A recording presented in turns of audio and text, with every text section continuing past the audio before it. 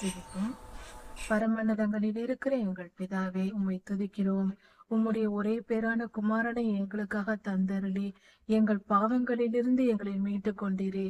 இல்லை என்றால் நாங்கள் எரிகிற நரகாக்கினைக்கு எல்லா மனிதர்களும் போயிருப்போமே.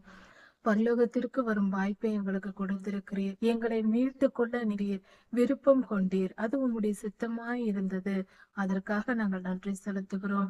கர்த்தாவே, நீர் எவ்வளவு நல்லவர். நீர் கொடுமையுள்ளவராய் இருந்திருந்தால் நாங்கள் எவ்வளவாய் அழிந்து போயிருப்போம்.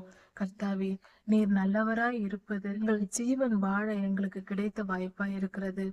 உம்முடைய நற்குணம் என்றென்றும் போற்றப்படுவதாக. நேற்றும் இன்றும் என்றும் மாறாத நல்லவரே, உம்மை துதிக்கிறோம், உம்மை புகழுகிறோம், உம்மை மகிமைப்படுத்துகிறோம்.